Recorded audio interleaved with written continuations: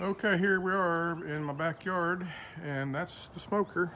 This smoker was actually gifted to me a few years ago by a good friend of mine who owns a large and successful sawmill in Missouri.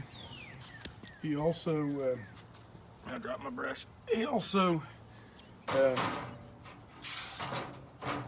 produces charcoal there. He does lump charcoal. He sells it to a major brand you'd be familiar with, but I can't remember the brand name that he sells to. Anyhow, here I am. This is the firebox. I've got some regular charcoal briquettes in there and one piece of seasoned oak wood.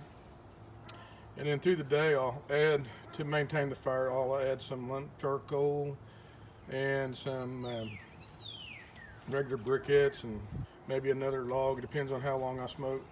But the seasoned oak seems to really help maintain the heat because it basically turns into embers eventually, and it just really gives off a good consistent heat through the day. I'll be out here every 30 or 45 minutes most of the day tending the fire. Over here, you can see I've got a pan, a drip pan in there, and it's full of water. It's to me, that's a real important component of doing a good job smoking and barbecuing is to have lots of moisture. It does a couple of things. It helps maintain the moisture of the meat that you're cooking, keep it from getting dried out, number one. Number two, it also uh, thickens the air inside of the smoker with vapor and makes the smoke heavier at 10. I think that it helps to flavor the meat, makes the smoke a little heavier, makes it stick to the meat better. You get a deeper smoke, in my opinion. Also down here on the ground, you see that I got some oak limbs that I've gathered up from oak trees just right here in my lawn. They're dry, seasoned.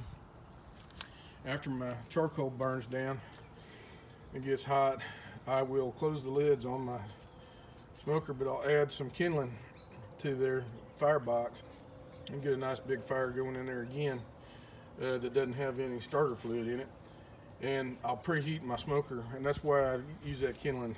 I'll bring my smoker up to temperature for a while, get it really nice and hot in there, above the temperature that I'm going to cook at. And I'll wire brush my grates down real good and get them clean, get the debris off from the last time I was out here smoking. And by then it'll be nice and soft and easy to get off.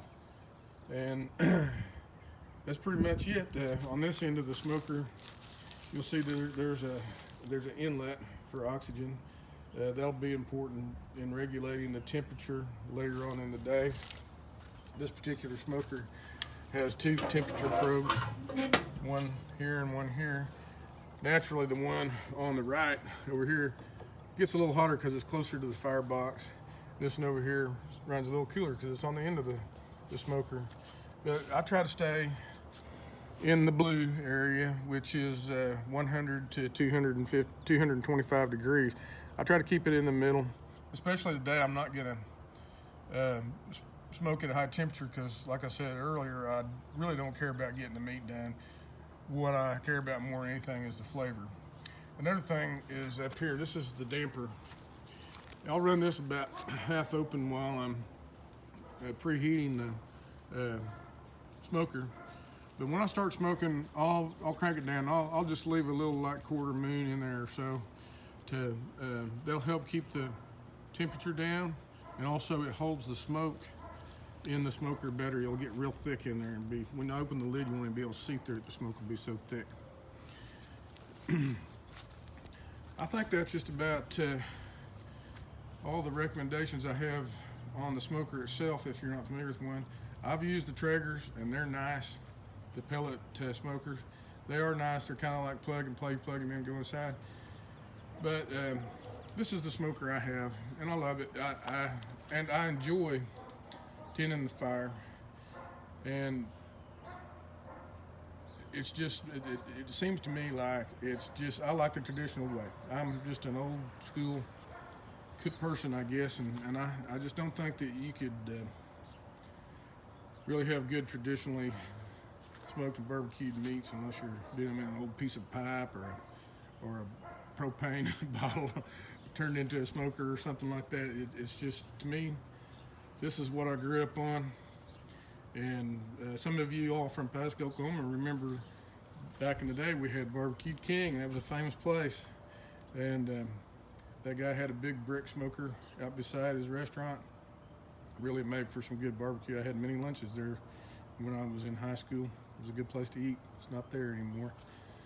And there's other good places to eat around Pawhuska now to replace it. Okay, I'm gonna let you go right now. I'm gonna get this fire going.